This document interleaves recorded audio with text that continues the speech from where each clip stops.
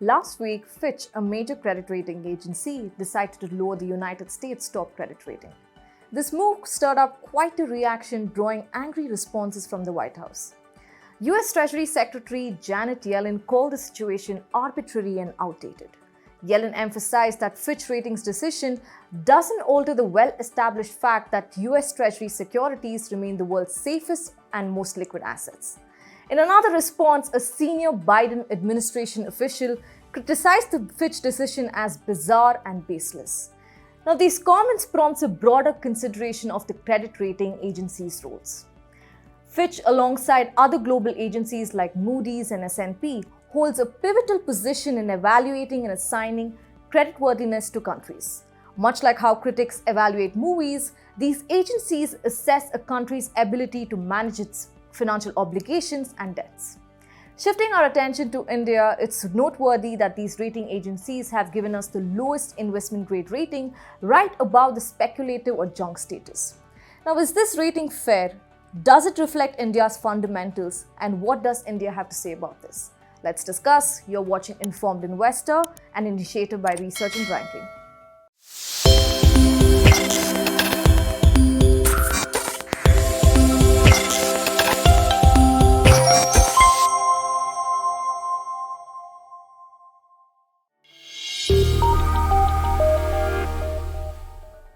Credit rating agencies hold considerable power in the financial world.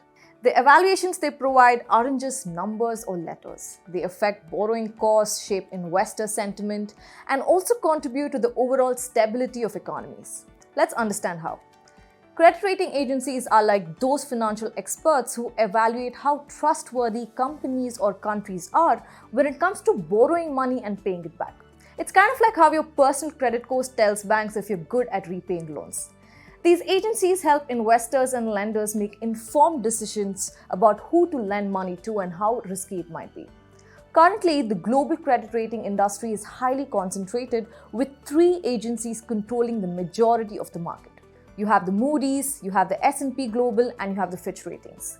Now, all these 3 are nationally recognized statistical rating organizations overseen by the US Securities and Exchange Commission. When it comes to credit ratings, these agencies use different scales to show how much a country or a company is worth. AAA is the highest rating across all 3 rating agencies and indicates the highest level of creditworthiness. As you move down the scale, you encounter AA, A, BBB, and so forth, each representing varying levels of risk. Now note that there can be further divisions in each letter rating. For example, S&P assigns a plus or a minus for ratings between AA and CCC, indicating a slightly higher or lower level of creditworthiness. For Moody's, the distinction is made by adding a number between 1 and 3. A Baa2 rating is slightly better than a Baa3 rating. Now, ratings between AAA to BBB are labeled investment grade. They can be further classified as prime, upper, or low grade.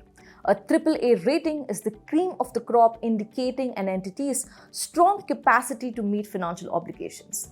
Australia, Denmark, Germany, Singapore, the European Union are some countries with this best rating. Now, ratings below BBB are termed non-investment grade or speculative, indicating higher risk.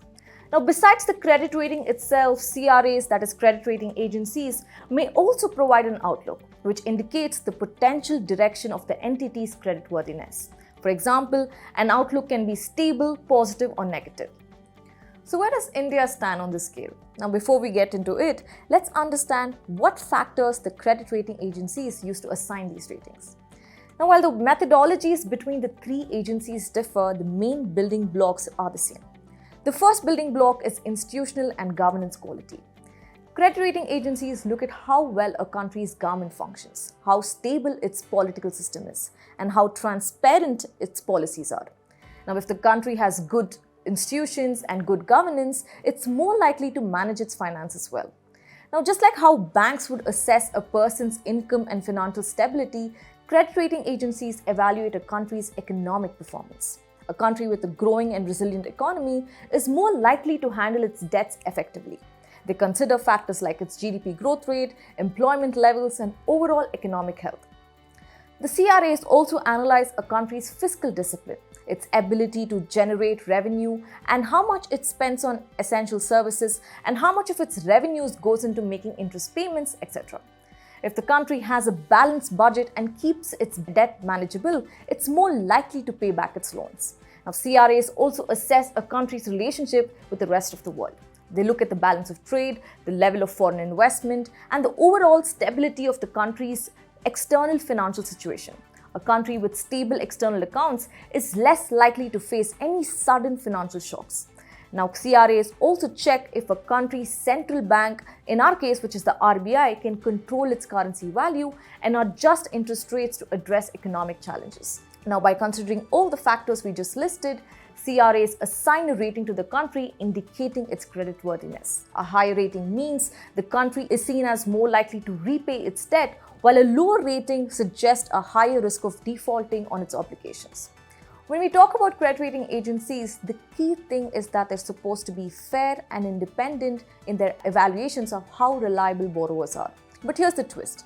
A UN paper revealed that when it comes to sovereign credit ratings, they're influenced by both cold hard economic facts and also subjective judgments. Now, this combination can lead to a bias in favor of advanced economies. Let's take a real-life example like the impact of the COVID crisis. The pandemic hit economies differently. Advanced economies took a bigger hit than emerging and developing economies. According to IMF's October 2020 estimates, AEs contracted twice as much as EMDs. Plus, the overall government debt of advanced economies jumped by a substantial 20% of GDP, while EMDs saw a comparatively smaller increase of 9%. Now, despite the bigger shock and economic strain, there's something interesting to note. Between January 31st, 2022 and February 28, 2021, the major credit rating agencies only downgraded advanced economies by a mere 6 notches. On the other hand, EMDs received a 125 downgrades during the same period. Now, do know that advanced economies make up about 29% of all issuer ratings, but they received less than 5% of all downgrades.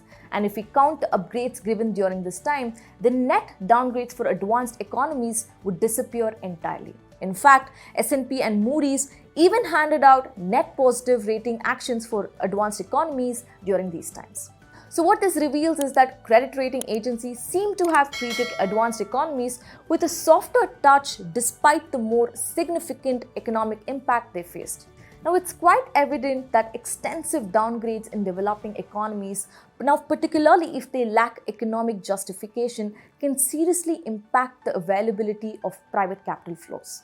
Now, this in turn can lead to reduced level of investment in those countries, which could hamper with their development prospects. Shifting our focus to India, the country has been facing a situation where all 3 major credit rating agencies have assigned India the lowest investment grade rating but with a stable outlook. Fitch Ratings and S&P both place India at BBB-, while Moody's rates India at Baa3. Interestingly, back in the 1990s and the early 2000s, while India managed to sustain a high rate of economic growth, it was still classified under a speculative grade sovereign credit rating. Now, India has expressed its dissatisfaction with the credit rating, labeling it as unfair. The Economic Survey even accused global credit rating agencies of harboring bias against emerging economies like India. The survey pointed out to existing academic literature that highlighted biases and subjectivity in sovereign credit ratings, especially against countries with low ratings. India has raised concerns that these agencies seemed overly critical of developing nations like itself while also overlooking the financial irresponsibility of other countries. On the back of this, India has consistently made efforts to present its case to these rating agencies, asserting that its current rating does not accurately reflect the fundamentals of its economy. The country believes it deserves an upgrade. Now, the reasons for such a rating upgrade are also compelling. India is anticipated to maintain its status as the fastest growing global economy, even amidst the prevailing global challenges. Now, comparing India's growth with that of its neighbor China, India's 6.1% of growth rate is projected to surpass China's, with estimate of China growing at 5.2% in 2023 and 4.5% in 2024. Now, while the growth numbers might not appear staggering, they do showcase India's ability to withstand and adapt to global challenges. With the current projections, India seems well on course to retain its position as the world's fastest growing major economy. It's also worth highlighting the impressive recovery of the banking system in India. Now, a combination of factors has played a role in this success. Strong earnings, sufficient capital, liquidity buffers, along with improving asset quality, have positioned Indian banks in a way that it is better placed to provide funding to enable the economy to move onto a higher growth path. Now, to combat the soaring inflation that we witnessed, the Reserve Bank of India has also executed a smoother path to normalcy compared to other central banks in other nations. The careful withdrawal of accommodation has been done in a way that hasn't disrupted the overall stability and confidence in the financial system. This approach has contributed significantly to maintaining a sense of stability in the economy. Talking about the recent budgetary allocation, this has also been a significant driver of economic growth. The allocation to capital expenditure has been notably increased. Before the pandemic, it was around 12 to 13% of growth, and now for the fiscal year 2024, it has impressively risen more than 20%. Now, India's strides in digitization have also been truly remarkable and far-reaching. The adoption of UPI transaction, for instance, has transformed how financial transactions are carried out, bringing efficiency and convenience to the forefront. These digitization efforts have led to significant structural changes in the economy. Now, while all of these are strong positives, credit rating agencies have their own reason for putting India into the lowest investment grade rating. Among all metrics, the Indian government's debt seems to be the biggest barrier to a superior investment rating. India's general government debt remains elevated at Fitch estimate of 82.8% in fiscal year 23 relative to the BBB median of 55.4%. India also has a huge fiscal deficit. India's fiscal deficit narrowed to 6.4% of GDP in fiscal year 23 from 6.7% in fiscal year 22. In the current fiscal, the deficit is budgeted to reduce to 5.9% of GDP. By comparison, the average deficit for other countries with a BBB rating is around 3.6%. Also, India has a considerable amount of borrowings for which India has to use 27% of its revenues. The median ratio of debt is just 7% for other BBB rated peers. Now, what these credit rating agencies want India to do is to reduce its fiscal deficit. To reduce the fiscal deficit, Government of India has to put a controlled lock on its spending, which it cannot afford to do as the private sector is yet not in a shape to drive the economy alone on their shoulders. For a developing country like India, it requires spending by the government. The GDP or the economy is driven by three things: consumer spending, government spending, and private investments. And at the moment, private investments have been modest. So the government has no option but to keep spending so it can propel growth. Now we see it's a complex situation. Now, coming back to the rating agencies, we could argue that they're particularly harsh with their evaluation when it comes to developing economies like India while giving other countries a free pass. But do know these credit rating agencies' assessments of countries or companies are very important in the current financial world. However, amidst these concerns, it's important to acknowledge India's growth potential. For example, Fitch Ratings has a strong outlook on India's growth story, which reflects its robust growth prospects compared to its peers. The projection of India being one of the fastest growing economies globally in the coming years are certainly very encouraging. Now, even though India's credit rating might not be at the top, it's evident that the country is still perceived as a bright spot with substantial growth prospects. In a nutshell, the situation is indeed complex, and India's credit rating reflects a mix of challenges and opportunities. Now, it will be intriguing to see how India's government and the economy will navigate these complexities and work towards achieving a higher sovereign credit rating. While I say this is me, Merlin Sana, signing off. Take care and stay invested.